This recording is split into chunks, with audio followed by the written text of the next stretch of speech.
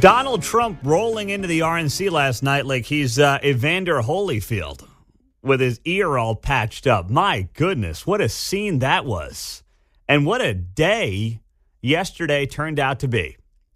You know, I'm watching, I didn't watch all of it last night of the Republican National Convention. I caught, I guess what you would call the primetime hour-ish from about 9 to 10 o'clock. And I thought to myself, a lot has changed in the last 48 hours. A lot is very different. And we'll get to Donald Trump and what he sounded like and what he looked like here throughout the morning. But there was a sense of unity within the party that probably isn't really there. I mean, I still think there are differences in the party when it comes to foreign policy, when it comes to, you know, how involved the Teamsters Union is going to be in Republican politics and policy. But overall, there was an overwhelming sense of unity. And that started with the vice presidential pick of J.D. Vance. The Ohio senator was selected yesterday afternoon as Donald Trump's running mate. And the best part is, if you have a Trump-Pence yard sign, you only have to change 2 letters on the yard sign.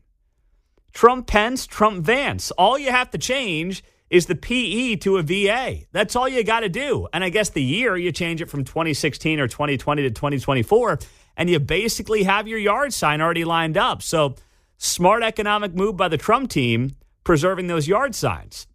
I like where their heads are at out of the gates here on this. That's the businessman in Donald Trump working right there. That's what that is, John. Well, I would replace C 2024 with infinity on there. Right? That's right. Infinity and beyond. Yep, that's right. He is going to be a dictator after all, is what we've been told. Not leaving. You know, he's not going anywhere. So with that being said, I'm watching all this, and I'm thinking to myself, you know, would J.D. Vance have been my first choice? No. No, he wouldn't have been. Now, he wasn't at the bottom of my list, but here's what Donald Trump did with the J.D. Vance pick. What Donald Trump did by picking J.D. Vance is he made it very clear that MAGA will outlive him ideologically. MAGA is not Donald Trump. MAGA is now a movement beyond Donald Trump. Had Donald Trump picked a Marco Rubio, had Donald Trump picked a Doug Burgum, don't get me wrong, I mean, they would have been stalwarts for Donald Trump. They would have been loyal to Donald Trump's movement. But are they inherently MAGA guys? Guys who are really, you know, populist, not necessarily what you would think of as a Republican over the last 25, 30, 45 years? The answer is probably no.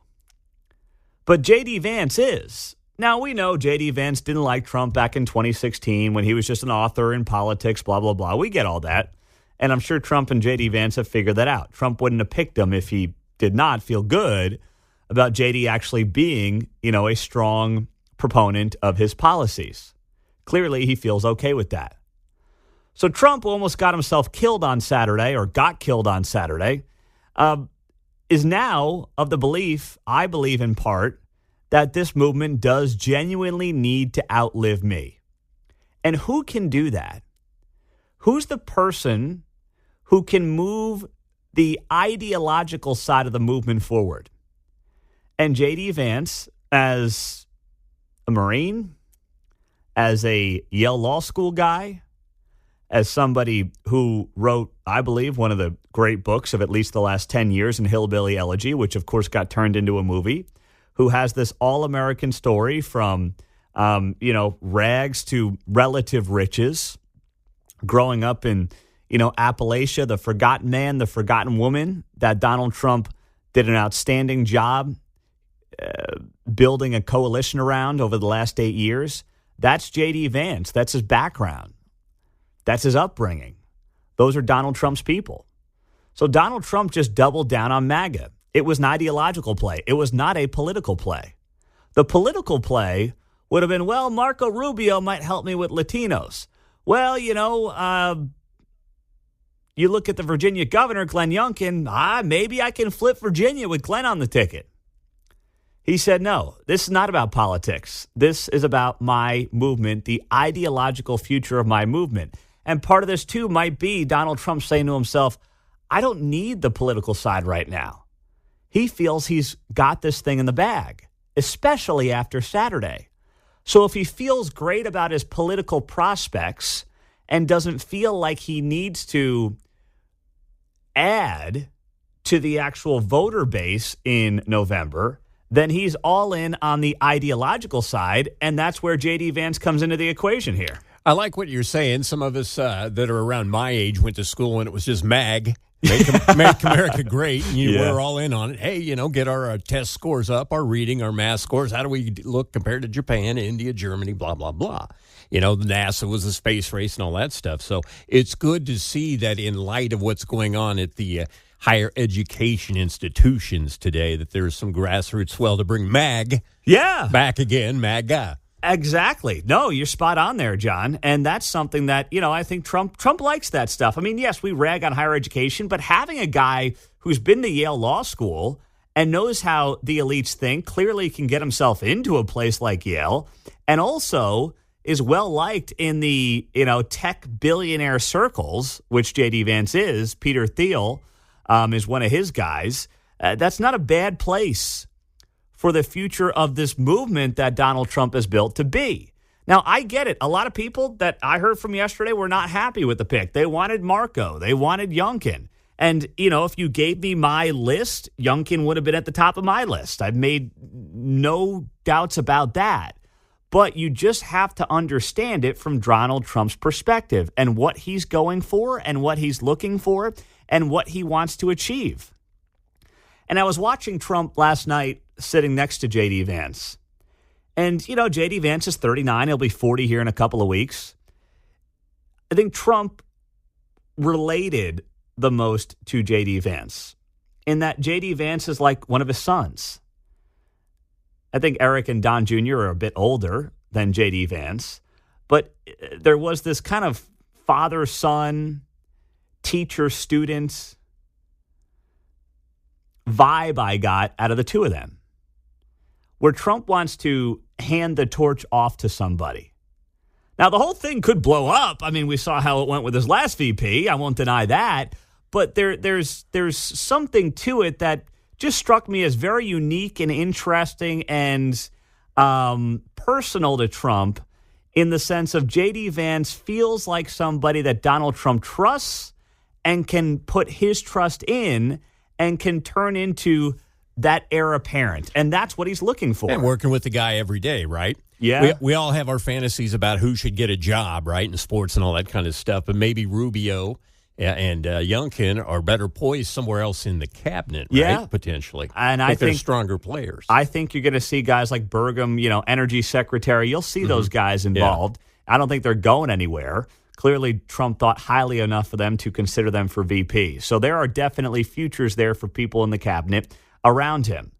But your VP pick has to also be an insurance policy. Let's be honest. I mean, if anybody knows about having insurance policies after Saturday, it's Donald Trump. And if you're thinking about, well, what is the future of my movement? I want to make sure my movement outlives me whenever that happens. There's no questions that J.D. Vance will make sure that that MAGA movement lives on. So it was not about politics. And if you accept that for what it is, then you realize and will better understand what Donald Trump was going for. There was no political play here because I think after Saturday especially, that was the icing on the cake. He believes he will beat Joe Biden, and he also believes the Democrats cannot move off of Joe Biden following Saturday. And that's the political calculation that he is making here. 913-408-7957. That is the, of course, text line and the studio line as we get it rolling on a Tuesday morning on KCMO Talk Radio, 95.7 FM. And there is somebody in Missouri politics, by the way, who I think is negatively impacted by this pick. I will tell you who that is and why, and we'll get your reaction to the VP pick here on KCMO 95.7 FM. Delegates and alternates, ladies and gentlemen, I am proud to announce that Senator J.D. Vance has the overwhelming support of this convention to be the next Vice President of the United States. And the crowd goes wild.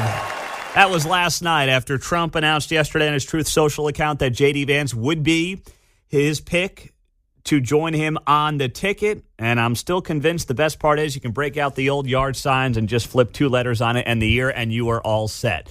But I know, it was a controversial pick. I posted it on social media yesterday. I put up my thoughts on the pick, which was in large part, hey, this for Trump is ideological, not political. He does not think he needs to necessarily add any more votes because of where the polls are at right now and what happened on Saturday. So he went all in on his movement, on the ideology of Donald Trump and MAGA outliving him.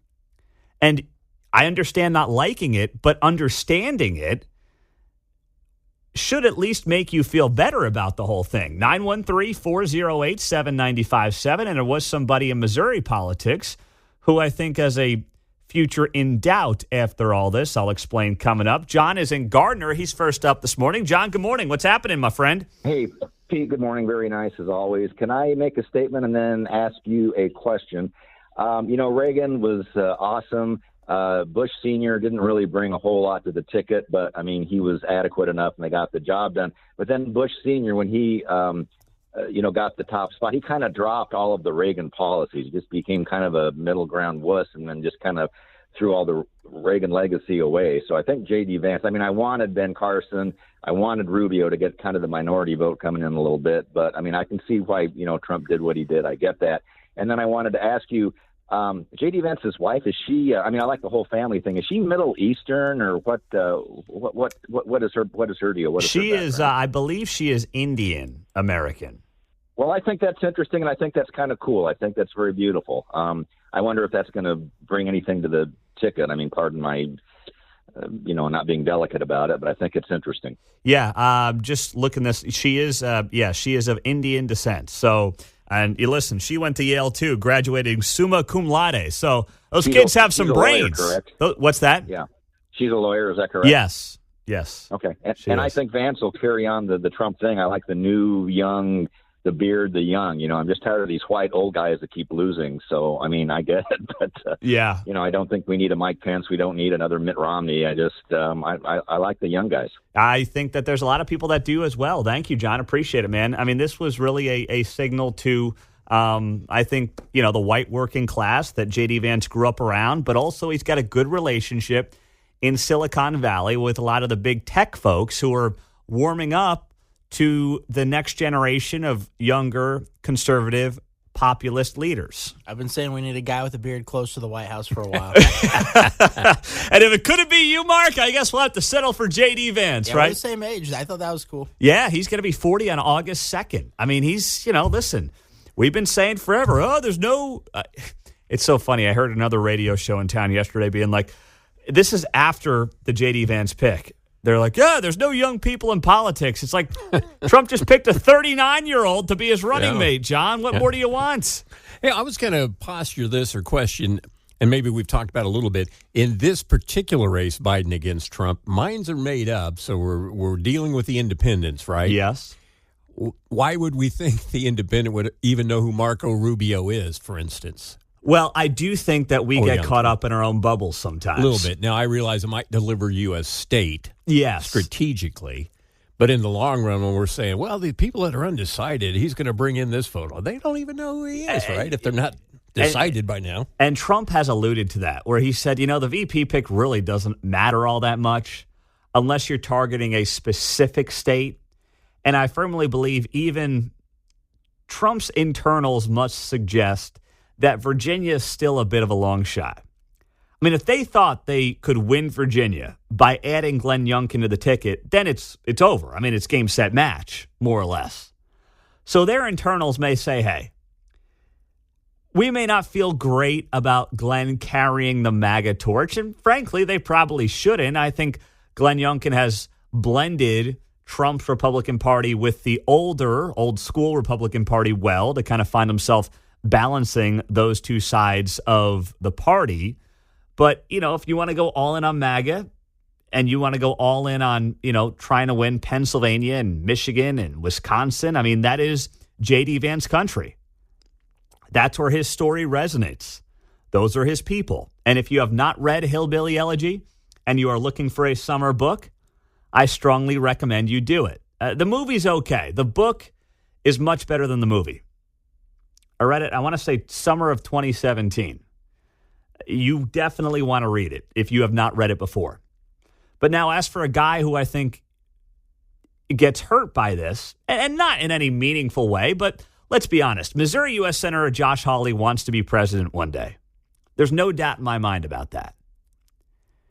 And Josh Hawley was in this bubble of younger, Trump U.S. senators. Came up in 2018, of course. That's when he first got elected. He's been a big ally of Donald Trump's, and he views himself, I believe, as one of those future torch carriers for the Donald Trump MAGA movement. And J.D. Vance getting tabbed as the running mate for Donald Trump now makes J.D. Vance the face of the future of the movement in large part.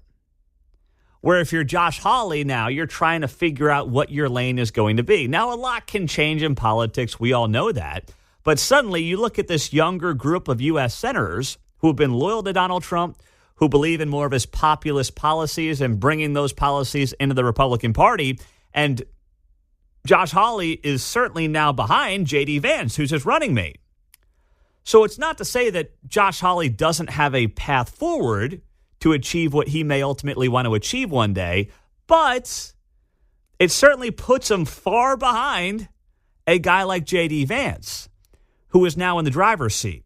So I'm just intrigued to see how Josh Hawley plays this for his own political future in the years ahead, knowing full well he is now at the very least playing second fiddle, if not further down that list as well, which needs to be noted here. Let's squeeze in Jonathan. Got a minute for you in Kansas City. Hey, Jonathan, go ahead. I think no matter who Trump would have picked, there would have been criticisms either way. Some people say, balance the ticket. Some people say double down.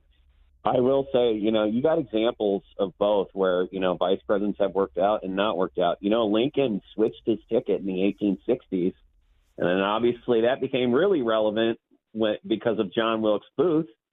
And he picked Andrew Johnson to balance the ticket, and he ended up being one of the worst presidents ever, and so bad he got impeached. So this whole balance the ticket and it'll work out.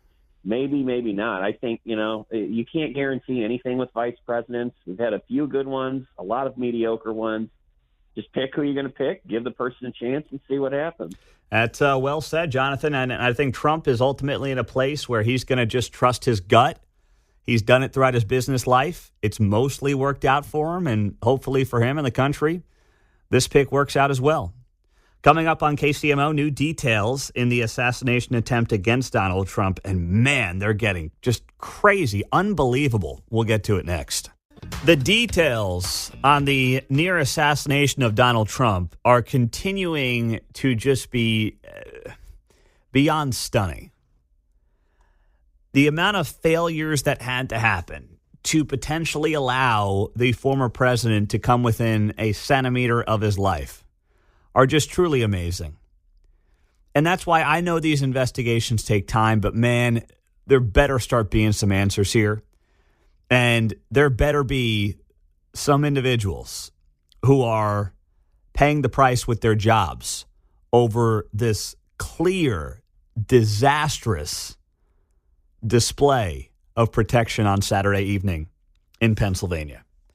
So we have some new reporting that has come out here. This comes from the New York Post. There's a lot of new reporting that's come out on this over the last 24 hours, but this as stunning as any. So a local police counter-sniper team was stationed inside the building where the attempted assassin climbed onto the roof and fired on Donald Trump. This is what law enforcement sources are telling the New York Post. The building was being used by local police as a watch post for snipers to scan for threats as the former president spoke on stage, only 130 yards away, according to sources. Cops were inside, but not on the roof during the shooting. Now, this comes, of course, 24 hours after it was reported that a local cop encountered the alleged, attempted assassin on the roof and then retreated. So this guy Crooks was able to scale the building unchallenged before firing off 8 shots with an AR-style rifle, grazing Trump in the ear and, of course, killing one Donald Trump supporter and wounding 2 others. This revelation comes as a local outlet WPXI reported that Crooks was spotted in the building 26 minutes before he opened fire, with one cop from the county EMS unit even taking a photo of the gunman before the shooting. Law enforcement sources said it was not clear as of Monday night whether any of the local officers who were tasked with securing the perimeter outside the Butler County Farm Show grounds were able to warn Secret Service agents about the gunman. And, this brings up some of what I mentioned to you yesterday as I talked to law enforcement officers, people who had spent years doing this kind of work in Kansas City and around the region. And what they all said to me is that, typically how this will work is you will have Secret Service in charge of what's happening inside the perimeter, and then you will have the snipers really looking, a quarter mile out for anything that might be fishy. Not really 130 yards out. This is as good of a shot as you're going to get because they're just maybe assuming is the wrong way to put it, but they're looking at it and they're saying, okay, that space right outside the perimeter of the event, these buildings, are really the job of local law enforcement. That's how oftentimes these will work. Now, in hindsight, you might say, well, a building that's 130 yards away should have been inside the perimeter anyway. And that's a fair thing to question. That's a fair thing to ask in hindsight. But hindsight, as always, cliche as it is 2020. So that's where, and, a lot of people have shared these fake social media posts about the sniper who killed Crooks. He's posted online or something. No, he hasn't. Trust me. The guy who shot and killed this guy is not posting on the internet about what he saw right now. He's not. That is completely fake at this point in time. But anyway, you see the guy on the roof, really above Donald Trump's right shoulder, who ends up shooting the kid. He looks off for a brief second. You can see in the video where, he's looking through his weapon and then he kind of looks off. And we don't know why at this point in time, but you wonder a couple of things. One, you wonder, did he lose sight of Crooks on the roof for a brief second? You wonder, is he trying to figure out whether or not that is a local cop? Whether or not, the cop who encountered Crooks on the roof is still in his line of sight, who then retreated. You wonder if he's just stunned at what he's seeing and he's trying to figure out, am I going to kill this person or is this a good guy? Is this somebody who is, maybe on the roof who's not supposed to be, who's keeping an eye on the audience? You're probably or possibly just stunned in that moment where there's so much confusion and chaos. And then on top of that, you factor in what everybody in law enforcement has lived through the last 4 years, where there's a second or two where you're gun shy. You're questioning if you're seeing what you're seeing, and you have split seconds to make a decision that can change the life of American politics and also change your own life forever.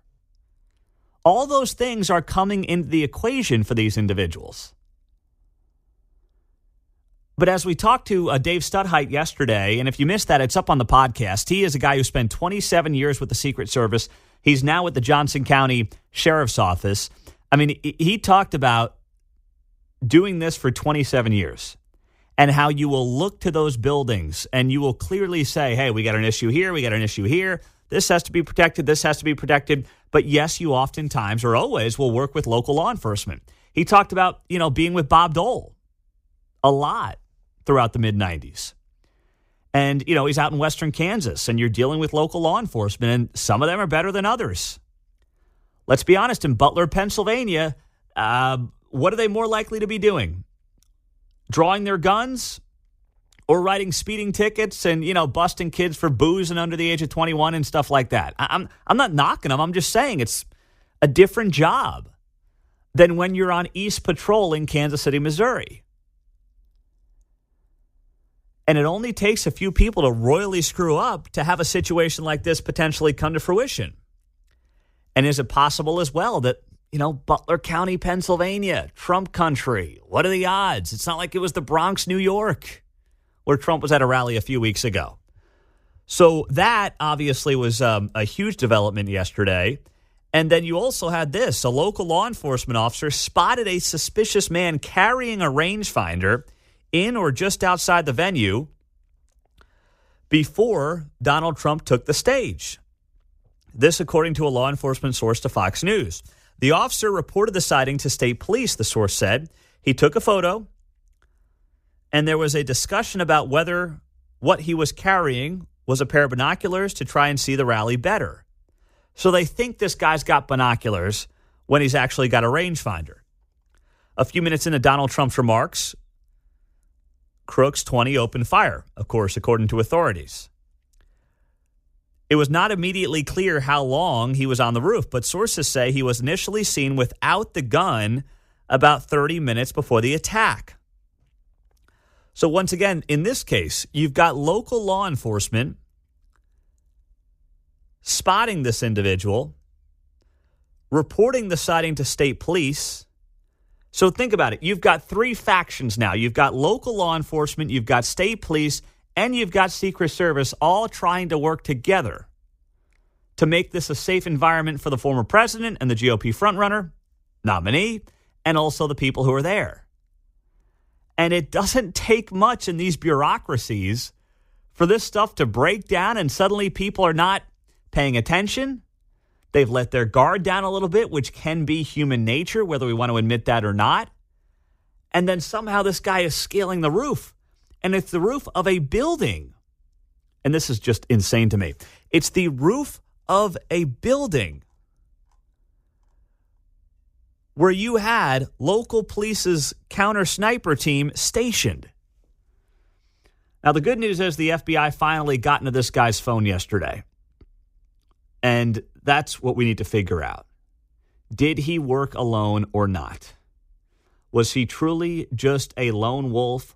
Or was there something else going on with somebody else?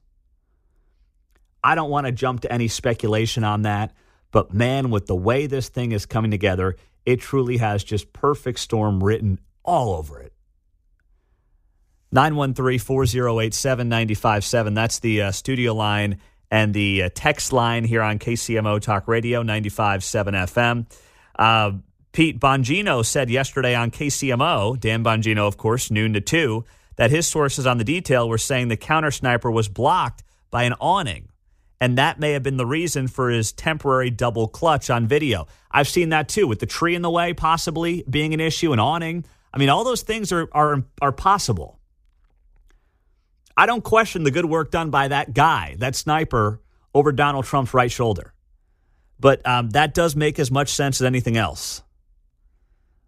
913-408-7957. Now, as we roll till the top of the hour, Will Scharf is going to be here on KCMO. He is running for Attorney General in the state of Missouri. He is one of Donald Trump's attorneys. We'll ask him about the classified documents case getting dropped yesterday, what that means. That is 20 minutes away on KCMO. In the meantime, is the president willing to turn down the rhetoric?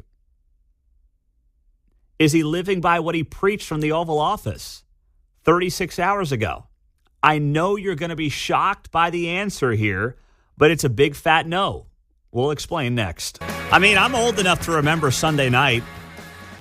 Are you? I'm not saying my memory's great. You know, when you wake up at 4 a.m., I think your memory starts to go to hell pretty fast. But I've noticed that. Or I'm just getting old, one or the other.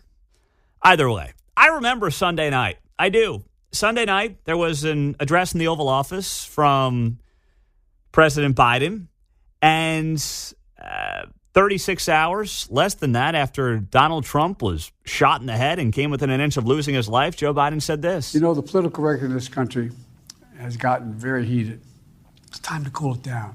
Okay. We all have a responsibility to do that. We all have a responsibility to do that. Apparently, he was not talking about himself, though. Apparently, everybody else has a responsibility to do that, but not the president of the United States. So Biden sits down yesterday for this interview with Lester Holt, NBC News. It was recorded down in Austin, Texas. He was down there for a visit to the LBJ library, and he agreed to do the interview with Lester Holt, which, of course, took on a whole new meaning in the wake of what happened in this country on Saturday night. So you'd think that Joe Biden, hey, he's a new man, right? So he says political rhetoric has to be toned down. We got to bring down the temperature in the room. Maybe he forgot what he said. I mean, I'm not saying that to be rude. It's entirely possible the guy forgot what he said. Entirely possible he might have forgot what happened. I don't know. All I know is that he is in no way, 24 hours later, living by what he was preaching the night prior in the Oval Office when he said this. You know, Donald Trump, I think, is, I said from the beginning when I ran in 2020, that he's a real danger to the country, to our democracy. Donald Trump is a danger to the country and danger to democracy, says the guy who 24 hours prior insisted that what we need to do is turn down the temperature. I compared Joe Biden's night, and I was thinking about it as I was falling asleep last night. I compared Joe Biden's night to Donald Trump's night.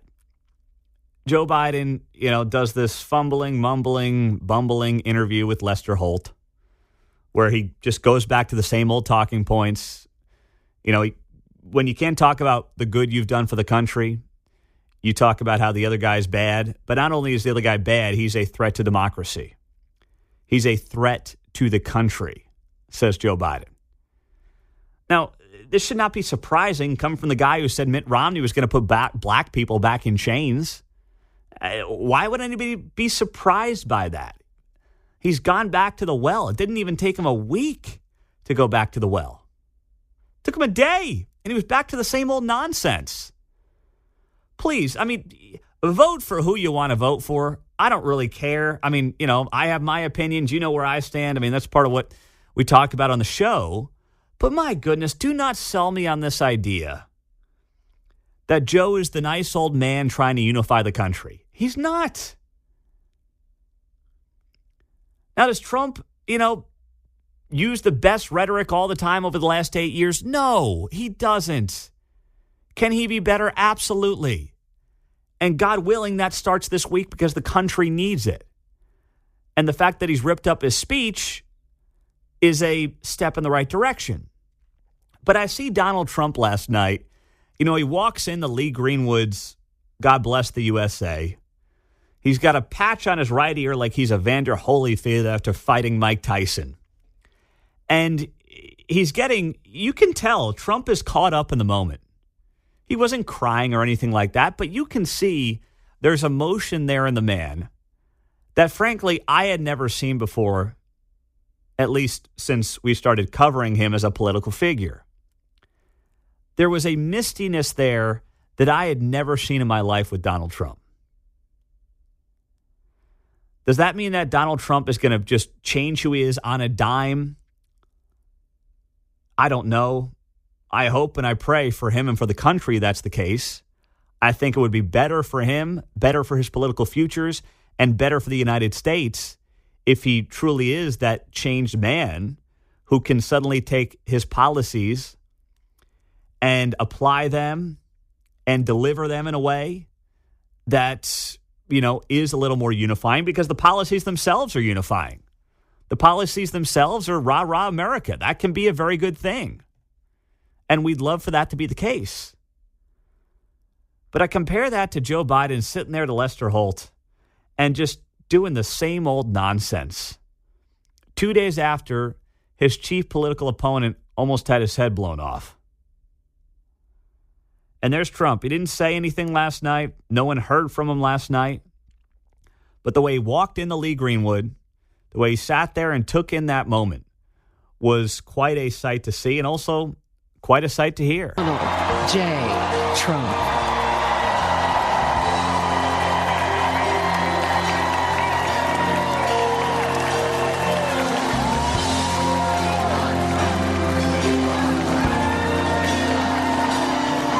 If tomorrow all the